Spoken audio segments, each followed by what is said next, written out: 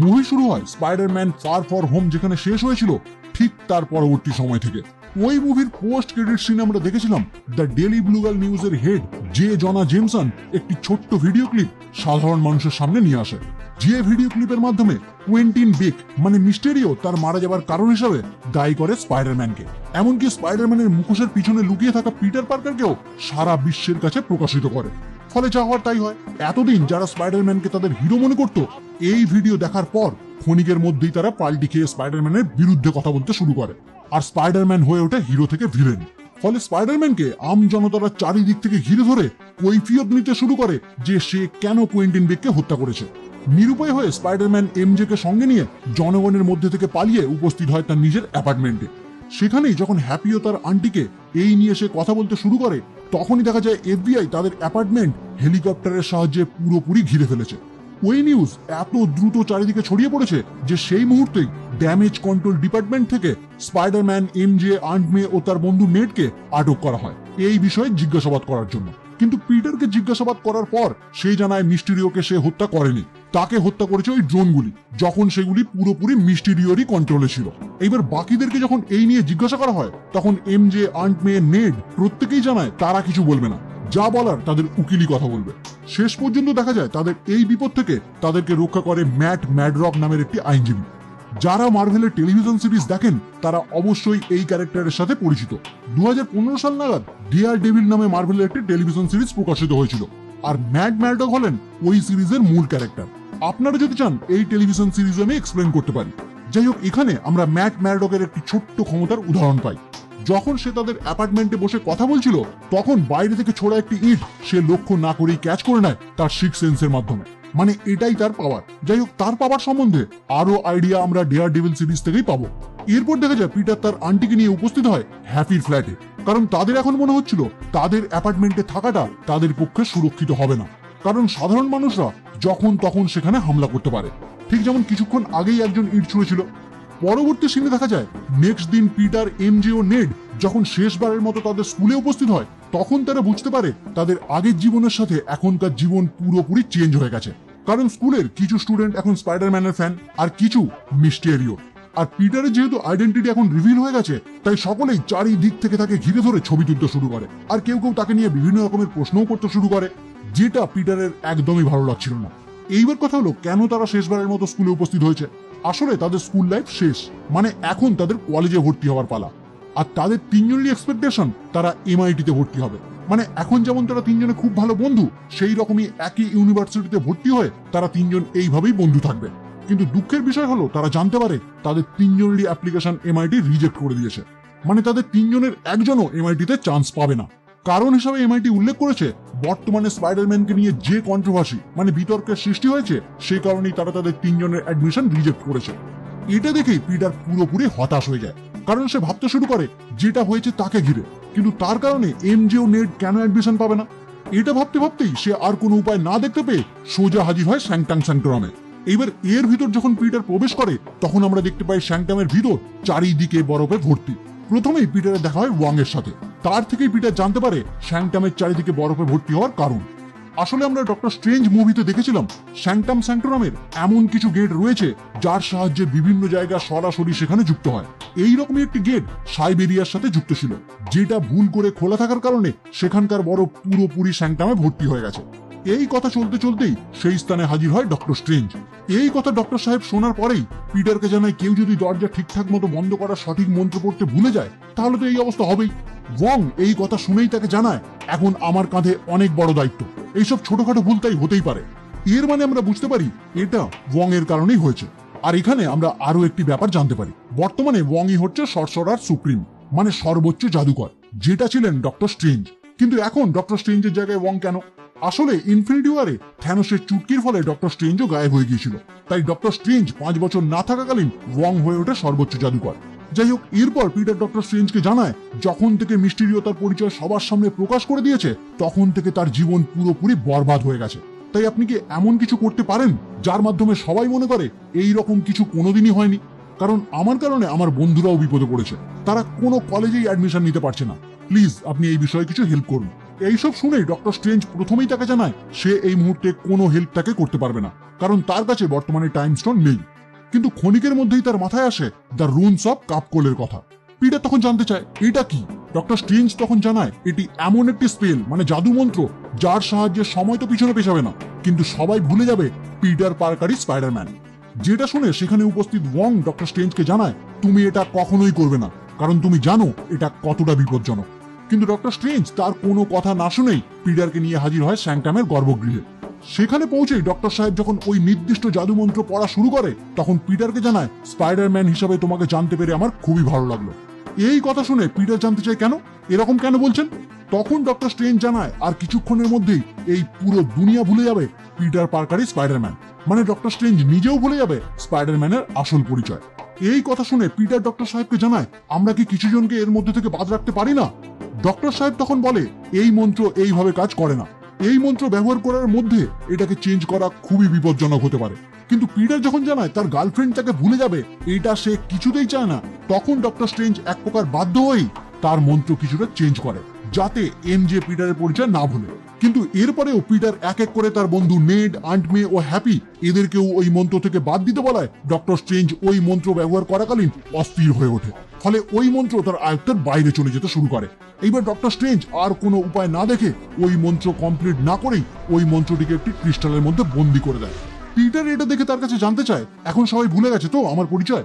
Doctor strange তখন রেগে গিয়ে তাকে জানায় তুমি এই মন্ত্র পড়ার টাইমে আমাকে বারবার চেঞ্জ করিয়েছো, যেটা তোমার একদমই করা উচিত হয়নি। আমি তোমাকে আগেই এটা বারণ করেছিলাম, কিন্তু তুমি ঠিক সেটাই করলে, আর এর ফলে ওই মন্ত্র থেকে আমার নিয়ন্ত্রণ পুরোপুরি হারিয়ে গিয়েছিল, তাই এটাকে বাধ্য হয়েই বন্ধ করতে হলো, না হলে তুমি ভাবতেও পারবে না এটার জন্য কত বড় ক্ষতি হতো। তখন ডক্টর স্ট্রেঞ্জ তাকে বোঝায় তুমি যতদিন তোমার এই দুটো পরিচয় জীবন কাটাবে ততদিন তুমি বারবার এই রকম প্রবলেমে পড়বে, এটা থেকে মুক্তি পাওয়ার উপায় নেই। এখন তুমি মুক্তি পেলেও ভবিষ্যতে আবারও এই একই রকম প্রবলেমে পড়তে পারো। আমি দুঃখিত যে তোমার কারণে তোমার বন্ধুরা কোনো কলেজে অ্যাডমিশন নিতে পারছে না, কিন্তু তোমাদের অ্যাপ্লিকেশন যদি তারা রিজেক্টই করে দেয় আর তাদেরকে বোঝানোর পরেও যদি এটা তারা না বুঝতে চায় যে এর মধ্যে তোমার কোনো দোষই ছিল না, তাহলে তোমাকে এটাই মেনে নিতে হবে, কারণ মেনে নেওয়া ছাড়া তোমার আর কোনো উপায় নেই। এই কথা শুনে পিটার জানতে চায় তাদেরকে বোঝানোর পরেও মানে আপনি বলতে চাইছেন এই বিষয়ে কলেজ কর্তৃপক্ষের সাথে আমার কথা বলা উচিত ছিল?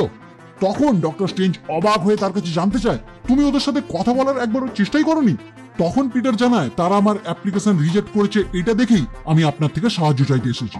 এই কথা শুনে ডক্টর স্ট্রেঞ্জ রেগে গিয়ে তাকে স্যাংটাম থেকে বাইরে বের করে দেয়, কারণ পিটার কলেজ কর্তৃপক্ষের সাথে কথা বলে তাদেরকে এই ব্যাপার বোঝানোর আগেই ডক্টর স্ট্রেঞ্জের কাছে সাহায্য চাইতে এসেছে, মানে সে নিজে থেকে এর আগে কোনো চেষ্টাই করেনি। যাই হোক, ডক্টর স্ট্রেঞ্জের থেকে এই পরামর্শ পাওয়ার পরেই পিটার তার এক স্কুল ফ্রেন্ডের সাহায্য নিয়ে জানতে পারে কার সাথে কথা বললে সে তার বন্ধুদের এমআইটিতে ভর্তি হওয়ার ব্যবস্থা করতে পারবে। কিন্তু দুঃখের বিষয় হলো যার সাথে কথা বললে এই কাজ হতে পারে তিনি বর্তমানে এয়ারপোর্টের উদ্দেশ্যে রওনা হয়েছে বাইরে কোথাও যাওয়ার জন্য। তাই পিটার আর একটু টাইম নষ্ট না করে সোজা গিয়ে উপস্থিত হয় আলেকজান্ডার হ্যামিল্টন ব্রিজে, যেখানে সে অলরেডি একজন এমআইটি প্রশাসককে রিকোয়েস্ট করতে শুরু করে যাতে তার বন্ধু নেড এবং এমজের আবেদন তারা গ্রহণ করতে রাজি হয়ে যায়। কিন্তু ঠিক এই মুহূর্তেই ওই ব্রিজে পিটার পার্কারের উপর আক্রমণ করে ডক্টর অটো অক্টাভিয়াস। ডক্টর অক্টাভিয়াসকে তো আমরা আগে থেকেই চিনি, কিন্তু পিটার তাকে দেখে পুরোপুরি অবাক, কারণ সে স্পাইডারম্যানকে দেখেই হ্যালো পিটার বলে ডেকে ওঠে, মানে সে তাকে চেনে, কিন্তু পিটার তাকে এই প্রথমবার দেখছে। যাই হোক, এখানেই অক্টাভিয়াস স্পাইডারম্যানকে জিজ্ঞাসা করে তার তৈরি সোলার রিঅ্যাক্টর সে কি করেছে, কিন্তু পিটার জানায় আমি এইসব বিষয়ে কিছুই জানি না। আসলে টোবি ম্যাগুয়ারের স্পাইডারম্যান 2 যারা দেখেছেন তারা নিশ্চয়ই জানেন অক্টাভিয়াস একটি সোলার রিঅ্যাক্টর বানানোর চেষ্টা করছিলেন, যে কাজে তিনি ব্যর্থ হয়ে মারা যান। আর এখানে তিনি পিটারকে ওই সোলার রিঅ্যাক্টরের কথাই জিজ্ঞাসা করছিলেন, কিন্তু পিটার তার আশানুরূপ উত্তর না দেওয়ায় শুরু হয় তাদের দুজনের মধ্যে ফাইট। এই দুর্দান্ত ফাইটের মাঝেই ডক্টর অক্টাভিয়াস স্পাইডারম্যানের ন্যানোটেক স্যুটের কিছুটা অংশ ছিঁড়ে ফেলে, যেটা তার ওই টেন্টিকেলগুলির সাথে যুক্ত হয়ে যায়। তারপর অক্টাভিয়াস বুঝতে পারে যে পিটার ভেবে সে এতক্ষণ তার সাথে লড়াই করছিল সেই পিটার এ না, মানে এতক্ষণ সে ভাবছিল এটি টোবি ম্যাগুয়ারের স্পাইডারম্যান, যেটা একদমই নয়। এটা বুঝতে পেরেই অক্টাভিয়াস যখন নিরাশ হয়ে পড়ে, এই টাইমে পিটার তার ডিভাইসের মাধ্যমে অক্টাভিয়াসের রোবোটিক হাতগুলি পুরোপুরি নিজের কন্ট্রোলে নিয়ে নেয়। তারপর অক্টাভিয়াসের ওই রোবোটিক হাতগুলির সাহায্যেই সেখানে তাদের লড়াইয়ের মধ্যেই ফেসে যাওয়া এমআইটির ওই ম্যাডামকে বিপদ থেকে মুক্ত করে। তখন ওই ম্যাডাম পিটারকে হিরো হিসেবে আখ্যা দিয়ে জানায় আমি শুধু তোমার বন্ধুদের ভর্তি দিয়ে ব্যবস্থা করব না, সঙ্গে এটাও দেখবো তুমিও যাতে অ্যাডমিশন নিতে পারো। এই শুনে পিটার তো খুবই খুশি হয়ে যায়। এরপর পিটার যখন অক্ষম অক্টাভিয়াসকে জিজ্ঞাসা করতে শুরু করে বলো তুমি কে আর কি হচ্ছে এইসব, এই সব কথা বলতে বলতেই সে তার স্পাইডার সেন্সের মাধ্যমে বুঝতে পারে এখানে আরো বিপজ্জনক কিছু হতে চলেছে। আর তখনই আমরা দেখতে পাই সেখানে এসে হাজির হয় গ্রিন গবলিন, মানে নরম্যান অসবর্ন। কিন্তু গ্রিন গবলিন পিটারকে আক্রমণ করার আগেই ডক্টর স্ট্রেঞ্জের একটি পোর্টালের মাধ্যমে পিটার ও অক্টাভিয়াস পৌঁছে যায় স্যাংটামের একটি বিশেষ কক্ষে, যেখানে পিটার লক্ষ্য করে অক্টাভিয়াস অটোমেটিক্যালি একটি সেলের ভিতর বন্দী হয়ে গেছে, আর তার পাশের একটি সেলে গিরগিটির মতো দেখতে একটি বড় জন্তু বন্দী। আর এটাকে আশা করি সেটা আপনারা আগে থেকেই জানেন। হ্যাঁ, ঠিকই ধরেছেন, দ্য অ্যামেজিং স্পাইডারম্যানের কার্ট কনস। এইবার এখানেই ডক্টর স্ট্রেঞ্জ পিটারকে একটি অবাক করার মতো তথ্য জানায়। সে বলে, যে মন্ত্রের মাধ্যমে আমি সবাইকে ভুলিয়ে দিতে চেয়েছিলাম পিটার পার্কারই স্পাইডারম্যান, ওই মন্ত্রে কিছু ভুল হওয়ার ফলে বিভিন্ন ইউনিভার্স থেকে সেই সকল মানুষ এই ইউনিভার্সে আসতে শুরু করেছে যারা জানে পিটার পার্কারই স্পাইডারম্যান। মানে তারা করতে গিয়েছিল এক, হয়ে গেছে আর এক। কিন্তু পিটার মাল্টিভার্সের কথা শুনে ডক্টর স্ট্রেঞ্জকে জিজ্ঞাসা করে, মাল্টিভার্স কি সত্যিই বাস্তবে আছে? ডক্টর স্ট্রেঞ্জ জবাবে তাকে জানায়, সত্যি বলতে কি মাল্টিভার্স এমনই এক থিওরি যেটা সম্পর্কে সে নিজেও খুব কম জানে। পিটার জানায়, আমি তো আরো একজনকে মনে হয় দেখেছি ওই ব্রিজেই। ডক্টর স্ট্রেঞ্জ তখন বলে, যা হোক করেই হোক, যতজন এই ইউনিভার্সে এন্ট্রি নিয়েছে তাদের প্রত্যেককেই যে যার ইউনিভার্সে ফেরত পাঠাতে হবে। তাই তুমি যত তাড়াতাড়ি সম্ভব তাদেরকে ধরে এখানে নিয়ে আসো, আর আমি ততক্ষণ ব্যবস্থা করছি এদেরকে কিভাবে তাদের নিজেদের ইউনিভার্সে ফেরত পাঠানো যায়। এই বলেই সে পিটার পার্কারের হাতে থাকা ওয়েব শুটার ডিভাইস নিয়ে তার মধ্যে একটি ম্যাজিক্যাল পাওয়ার স্থাপন করে দেয়, যার মাধ্যমে পিটার খুব সহজেই অন্য ইউনিভার্স থেকে আসা ব্যক্তিদের বন্দী করতে পারবে। মানে ওই ম্যাজিক্যাল ওয়েব শুটার দিয়ে সে যাদেরকে আক্রমণ করবে তারা অটোমেটিক্যালি এই রুমে থাকা ওই সেলগুলিতে বন্দী হয়ে যাবে। এরপর দেখা যায় পিটার এমজি ও তার বন্ধু নেটকে স্যাংটামে ডেকে পাঠায় তাদের সাহায্য নিয়ে বাকিদেরকে ধরার জন্য। নেট এখানে উপস্থিত হয়েই তার ল্যাপটপের মাধ্যমে কিছু নিউজ দেখে জানায় একটি নির্দিষ্ট স্থানে কিছু মানুষরা একটি মনস্টারকে হাওয়ায় উঠতে দেখেছে। ফলে পিটার বুঝে যায় এটা সে ব্রিজে যাকে দেখেছিল সেই হতে পারে। তাই পিটার সেখান থেকেই তাকে বন্দী করবে বলে মনস্থির করে। এই টাইমে ওই রুমে বন্দী থাকা অক্টাভিয়াস জানায় এটা কখনোই হতে পারে না, কারণ ব্রিজে আমরা যাকে দেখেছিলাম নরম্যান অসবর্ন, সে অনেক দিন আগেই মারা গেছে।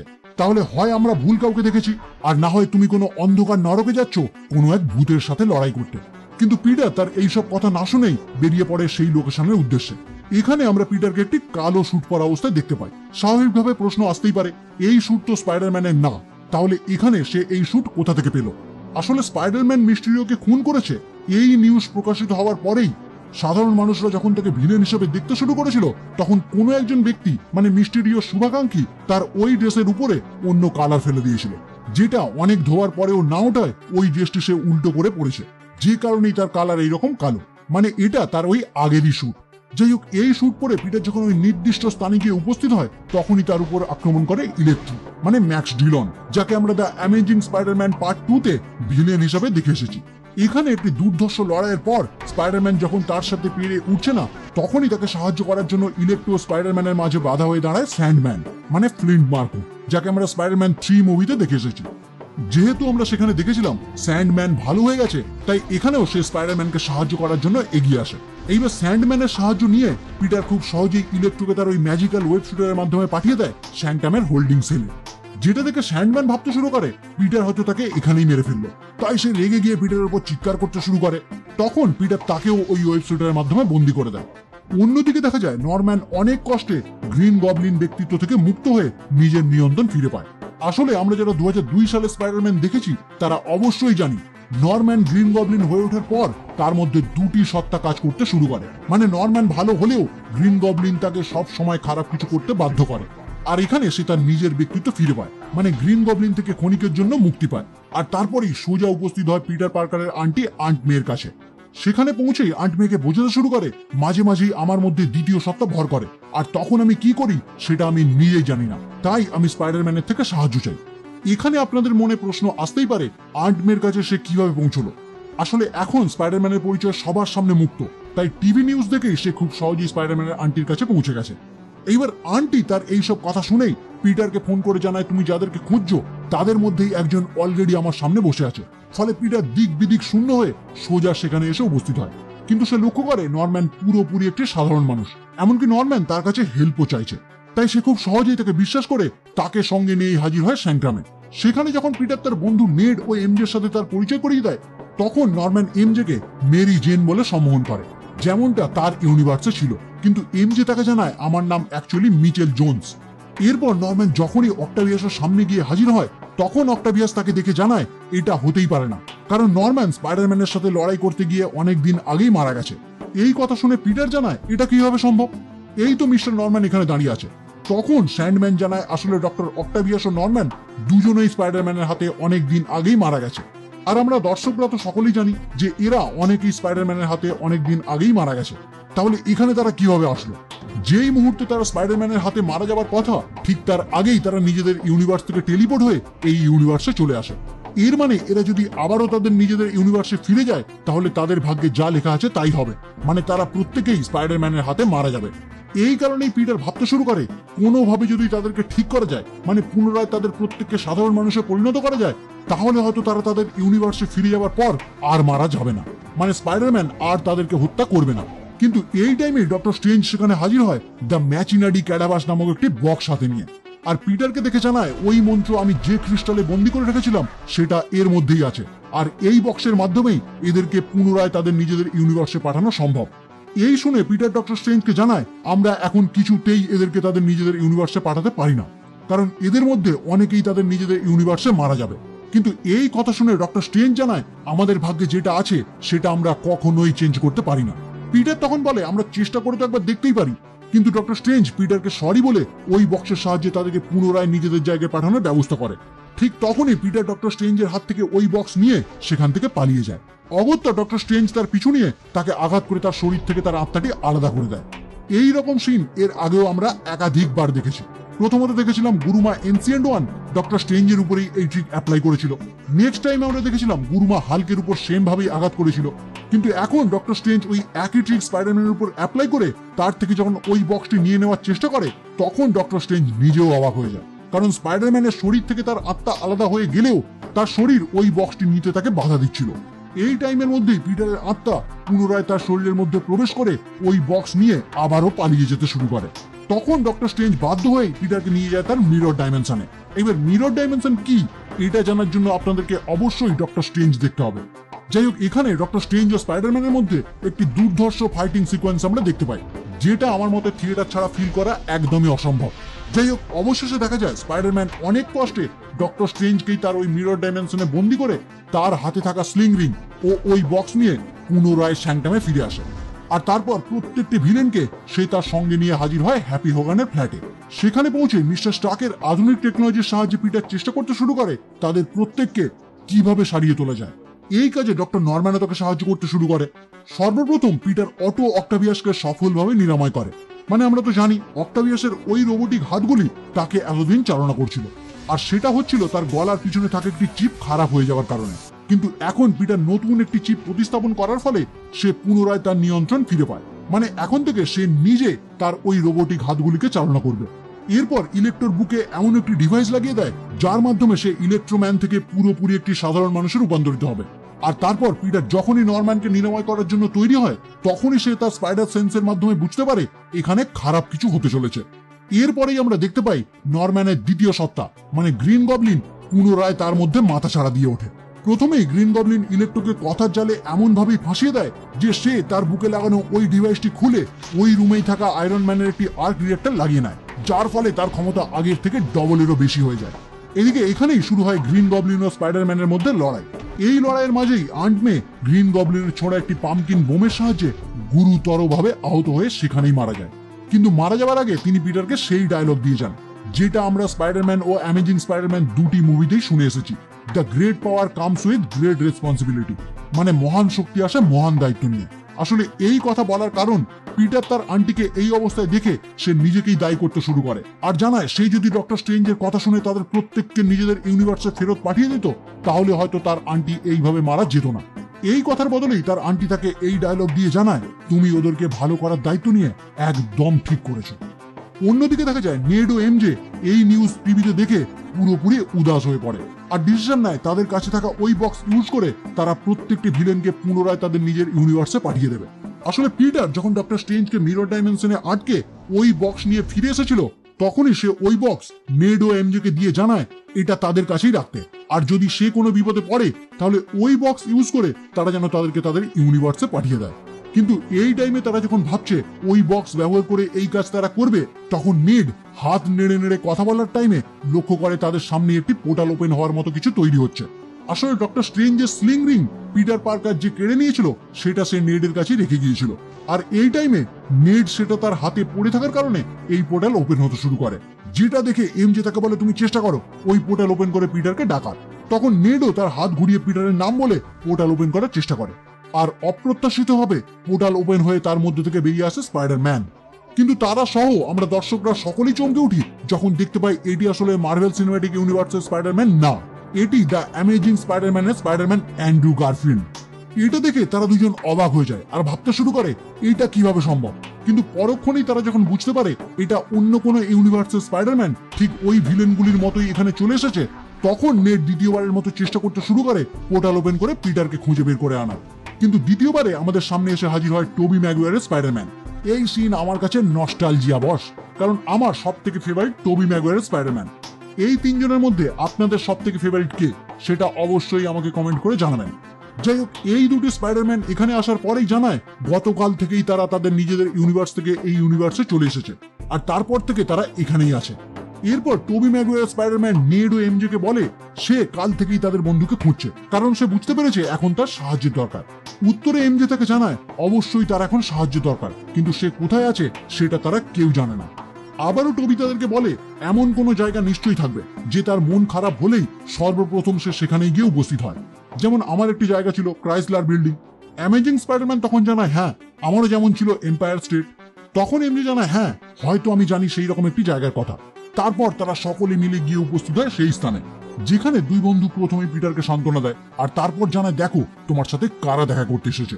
ফলে পিটার এই প্রথমবারের মতো মিলিত হয় বাকি দুই স্পাইডারম্যানের সাথে, যারা তার বন্ধুদের মতো প্রথমেই তাকে সান্ত্বনা দেয় তার আন্টি মারা যাবার কারণে, আর তারাও যে তাদের প্রিয়জনকে হারিয়েছে সেই গল্পগুলিও শেয়ার করে এবং তাকে আন্টম্যানের সম্মানে লড়াই করতে উৎসাহিতও করে। কিন্তু আমাদের পিটার এমসিইউ এর পিটার চাইছিল গ্রিন গবলিনকে হত্যা করতে। তখন বাকিরা তাকে বোঝায় বদলা নিতে গিয়ে সে যেন তার নিজের সত্তাকেই না হারিয়ে ফেলে। আসলে স্পাইডারম্যান প্রথম থেকেই চাইছিল তাদেরকে হেল্প করতে, কিন্তু যখন তাদের কারণেই তার আন্টি মারা গেল তখন তার মাইন্ড চেঞ্জ হয়ে গেল। এই কারণেই সে তাকে হত্যা করতে চায়, কিন্তু বাকিরা তাকে বোঝাতে শুরু করে তোমার আন্টি কিন্তু তেমনটা একদমই চাইতো না, তাই তোমার আন্টির মারা যাওয়াটা তুমি কিছুতেই বৃথা হতে দিও না। তুমি ওদেরকে ঠিক করার যে পরিকল্পনা নিয়েছিলে সেটা তুমি কমপ্লিট করো। এরপর দেখা যায় তিনজন স্পাইডারম্যান একত্রিত হয়ে প্রত্যেকটি ভিলেনের জন্য একটি করে নিরাময় ডিভাইস তৈরি করে। তারপর রওনা হয় স্ট্যাচু অব লিবার্টিতে, আর আমাদের পিটার ফোন করে দ্য ডেইলি ব্লুগাল নিউজের ডিরেক্টর জে জনা জেমসনকে, আর জানায় আমার আন্টি বলেছিল সবাইকে দ্বিতীয় সুযোগ দেওয়া উচিত, তাই আমি ওই সমস্ত ভিলেনদের আরো একটি সুযোগ দিতে চাই, তারা যেন এখানে এসে আমার সাথে দেখা করে। এরপর তারা তিনজন মিলে পুরোপুরি রেডি হয়ে ওয়েট করতে শুরু করে তাদের অপেক্ষায়। এখানে তাদের মধ্যে অনেক কথোপকথন হয়, তারা তিনজন স্পাইডারম্যান থাকাকালীন কি কি করেছে, কত বড় বড় ভিলেনদের সাথে লড়াই করেছে, এই সমস্ত কিছু। কিন্তু ফাইনালি আসে সেই টাইম যখন ওই সমস্ত ভিলেনগুলি এক এক করে সেখানে এসে হাজির হয়। ইলেকট্রো এসেই পিটারের হাতে থাকা ওই বক্স চাইতে শুরু করে। আসলে ইলেকট্রো চাইছিল না তার দুনিয়ায় আর ফিরে যেতে, কারণ এই ইউনিভার্সে এসে সে বুঝতে পেরেছে তার ইউনিভার্সের থেকেও এই ইউনিভার্সে ইলেকট্রিক অনেক উন্নত, যে কারণেই তার ক্ষমতা এই ইউনিভার্সে অনেক বেশি হতে পারে। অন্যদিকে স্যান্ডম্যান চাইছিল তার নিজের দুনিয়ায় ফিরে যেতে, কারণ সে যে কোনো উপায়ে তার মেয়ের কাছে ফিরে যেতে চায়। কিন্তু পিটার সেটা কিছুতেই করছিল না, কারণ সে চাইছিল তাদেরকে নিরাময় করেই ফেরত পাঠাতে।